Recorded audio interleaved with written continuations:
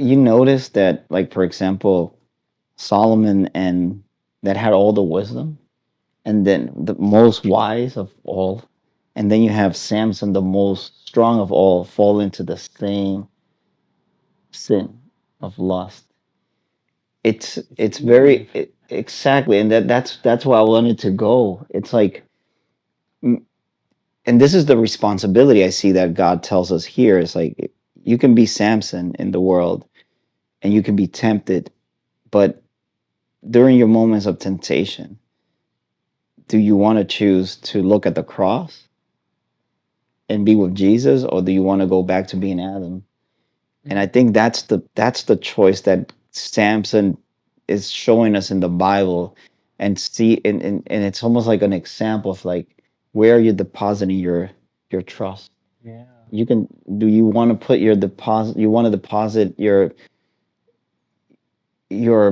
trust in, literally, in the hands of evil, or do you want to put it in me? Let's see what they're saying. Let's Yeah. see.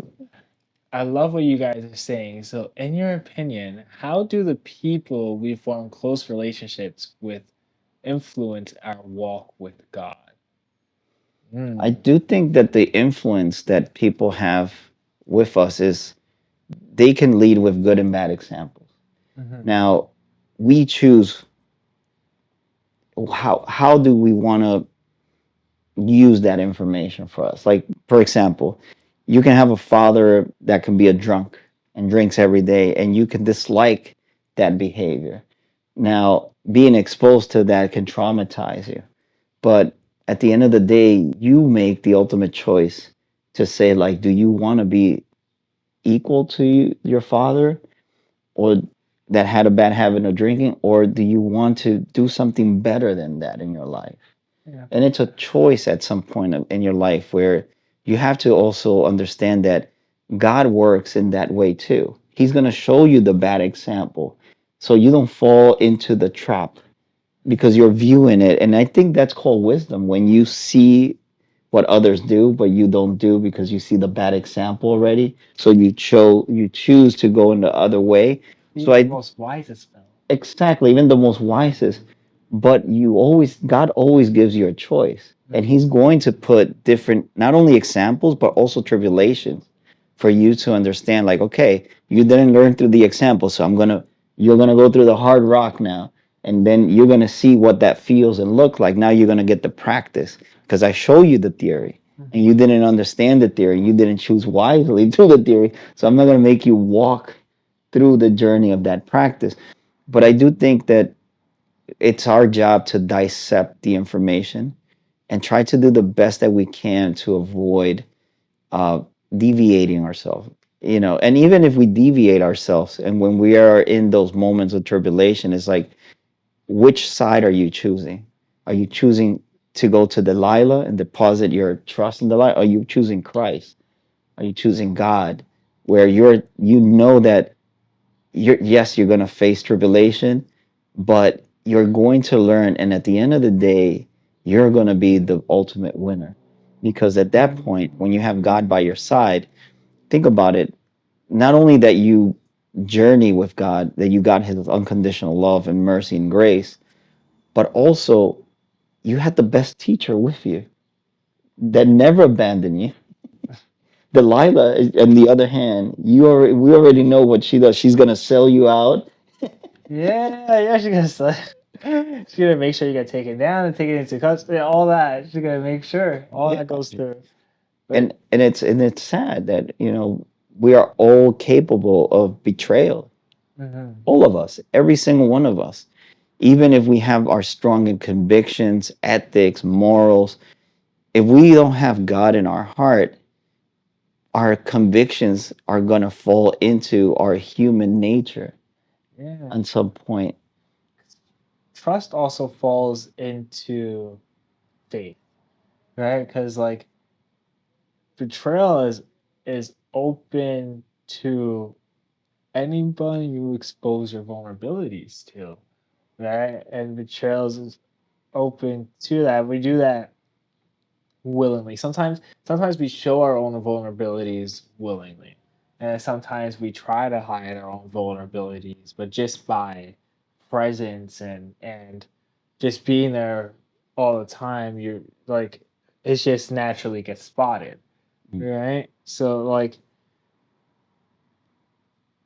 uh, you open your like sometimes you willingly open yourself up for an opportunity of betrayal to happen. You just have faith that it won't happen, and you have faith in the trust of that person, of with that person, right? And that's where trust and faith come and coincide Mm. together.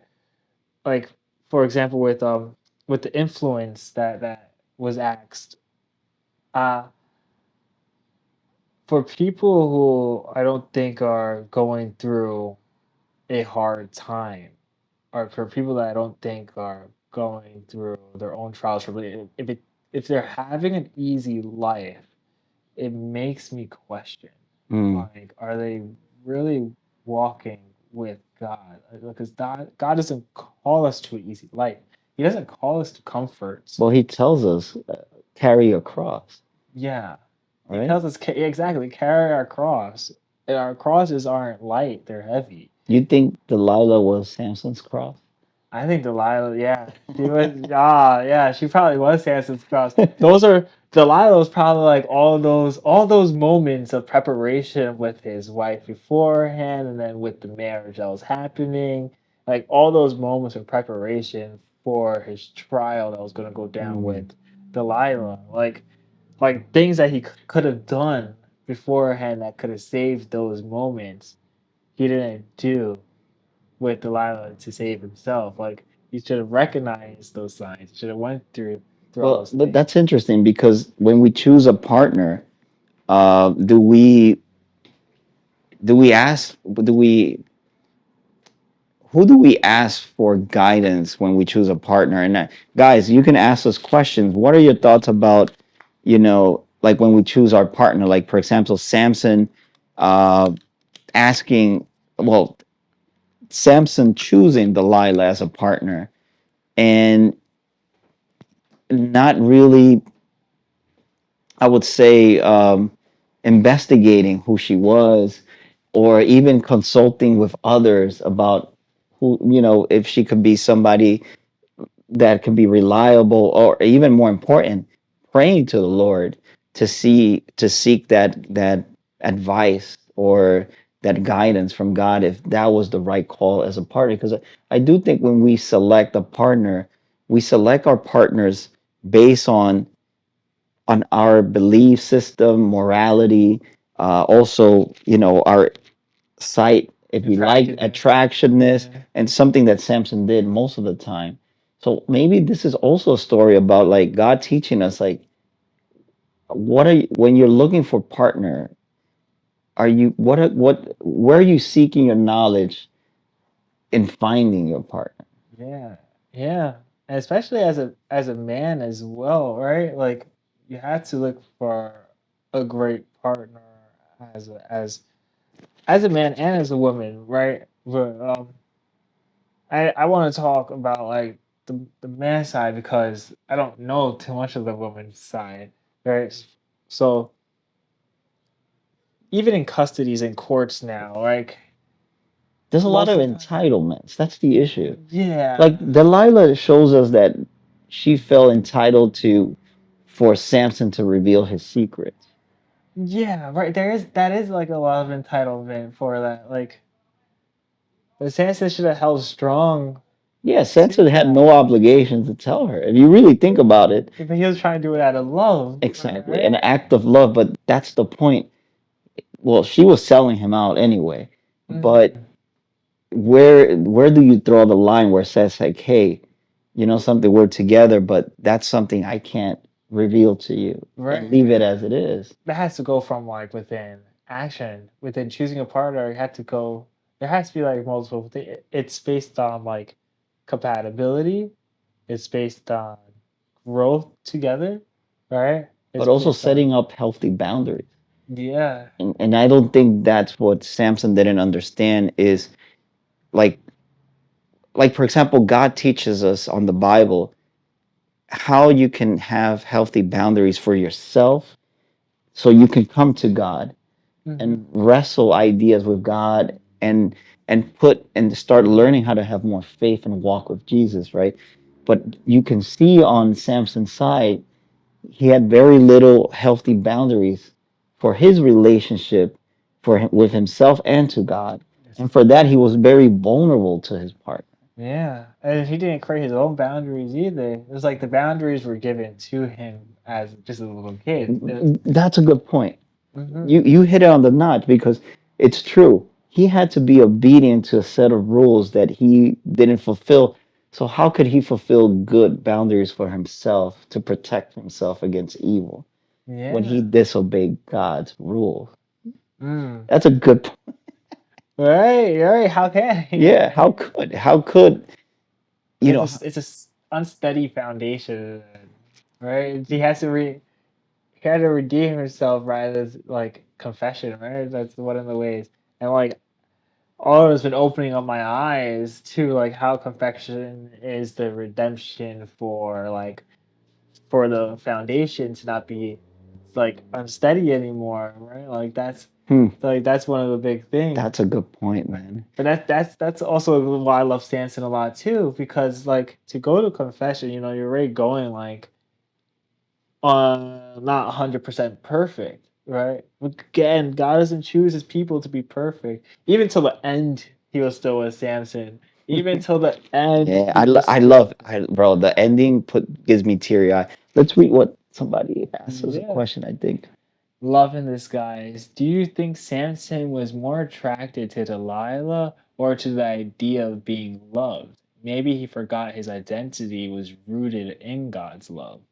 That's a very good question. Mm, You know that what's your point of view? Like that's a very good question. that is a very good question. Because Oh. maybe God gave him rules and a lot of tribulations that Hmm. he probably saw that like it was all about discipline, but within discipline there's love Yeah. because it's structuring you. And perhaps with Delilah was all the passion, the easiness, the access. With God was always like I'm gonna structure you so you can be stronger than what the strength that I'm giving you.